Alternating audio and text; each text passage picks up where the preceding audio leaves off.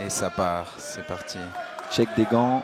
On a vu qu'il y avait de la tension tout à l'heure quand Ryan se faisait présenter. Ils se sont approchés l'un de l'autre. Et on sent qu'on a tout de suite, en fait, un Mathias qui cherche en fait à cadrer. Ouais, à casser la distance. Hein. C'est lui qui cherche à se mettre devant son adversaire.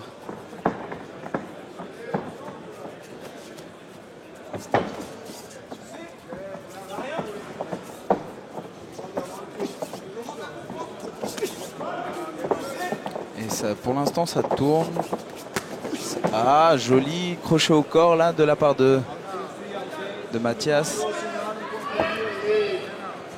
Qui vient coller ensuite son adversaire. Ryan arrive à se dégager.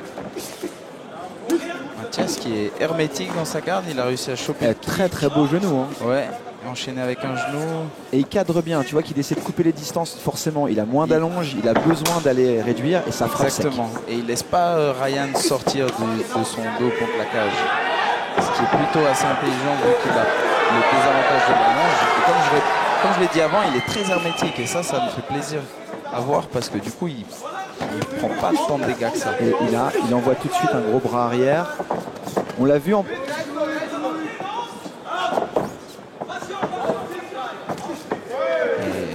Et Ryan qui lui n'est pas dérangé non plus trop par le cadrage parce qu'il reste actif, il envoie ses coups, il bouge, il est très mobile.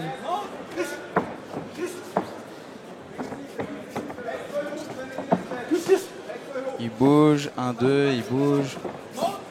Mais voilà, il n'arrive pas à se sortir du dos contre la cage. Encore des genoux de la part de Mathias. Oula, oh là là. Plein de mauvaises intentions dans ce crochet de Mathias, mais derrière il se fait toucher. C'est tout le problème d'envoyer des gros bras arrière ouais, comme ça. C'est quand tu veux envoyer des gros crochets, tu risques de te faire contrer. Et là, il s'est fait contrer plein centre. Il saigne maintenant entre les dents. Et on a un début d'hémorragie nasale. Et ça, c'est gênant. Là, il le sent, Ryan. Il se dit, c'est maintenant. Là. Il faut que... Il chasse. Il faut que je le chasse. Et pourtant, on retrouve la même physionomie qu'avant. Avec une alternance de coups au corps et de coups à la tête, c'est plutôt smart. Hein, parce que sur un corps aussi élancé que celui de Ryan, tu peux te dire que finalement, il y a des ouvertures au corps aussi. Et c'est intelligent. Et c'est très bien, les coups au corps, je le rappelle, pour freiner un peu l'adversaire, lui faire réduire son cardio. Parce que, mine de rien, ça fatigue énormément, ça marque pas. Donc visuellement, pour celui qui regarde le combat, on se dit que ça fait pas grand chose, mais en fait ça puise énormément d'énergie chez celui qui l'encaisse. Et encore un coup au corps. 10 secondes, vous avez entendu clapet. Et ça frappe. Ils n'ont pas du tout l'intention de contrôler. Là on a juste l'intention de frapper et d'envoyer un maximum d'impact. Et Mathias qui lui, malgré l'hémorragie au nez. Et la pommette. Et la pommette, ouais. On a une pommette ouverte. Le cutman va avoir du boulot. Hein. Et qui s'est pas laissé faire au final. Hein, qui s'est dit non, attends. Je vais essayer de remporter quand même ce round. Je vais essayer de finir ici ce combat. J'aimerais une petite souris pour écouter ce qui va se dire du côté de Ryan. Parce que mine de rien, la stratégie elle va être compliquée à mettre en place. Parce que est-ce qu'on continue d'envoyer au risque de se faire contrer par le bras arrière? Ou est-ce qu'on se dit que vu il est ouvert, vu que Mathias est très ouvert au nez, à la pommette, un travail de sape en jab et en sortie pourrait être suffisant? Moi je pense que déjà le jab, il faut continuer, il faut essayer de le rentrer. Parce que malgré que Mathias soit très hermétique, c'est vrai que Ryan a un jab assez précis.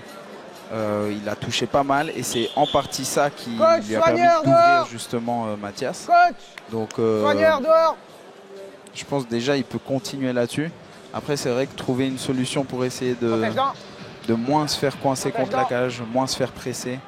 Peut-être des front kicks, des types au corps. Lui aussi commencer à travailler au corps. Complètement. Avec une allonge pareille, c'est vrai que le front kick pourrait être hyper intéressant pour maintenir la distance. Donc rappelons que le front kick en fait il peut être sur la jambe avant ou la jambe arrière. C'est une façon de frapper de face pour tenir à distance ou même faire reculer son partenaire.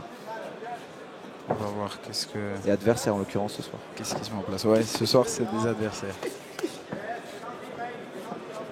On a beaucoup de jabs et on commence à voir apparaître le uppercut du bras arrière. C'est intéressant.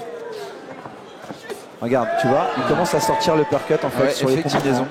Ça doit être un point clé qui lui a été transmis dans le coin entre les rounds. Je pense que la stratégie c'est de passer entre les gants. Ouais. Justement parce qu'il a une garde très hermétique Mathias. Donc c'est bien vu en fait de chercher à rentrer par en dessous. Et je serais intéressé de voir si ça va être ça pendant tout le round ou si round 3 ils vont même lui proposer d'aller au corps. Attention, oui, Mathias il met une très bonne pression contre la cage, il casse bien la distance, il met des coups de genoux. Alors si vous nous rejoignez, vous n'êtes pas familier du MMA, faites très attention aussi à un autre sujet, c'est la rupture de contact. Ce qu'on appelle rupture de contact, c'est au moment où les deux combattants sont collés contre la cage ou au centre, au moment où ils vont se décoller l'un de l'autre, il y a toujours des ouvertures qui peuvent se faire. Voilà, très beau, il percute de nouveau en rupture de contact de la part de Ryan. On sait que finalement là où on est le plus dangereux, c'est quand on entre et quand on sort, c'est rarement quand on est collé. C'est ça, c'est là où le danger, les ouvertures peuvent se créer. Oui, il feinte très bien de cette main droite, Mathias, avant de rentrer au corps.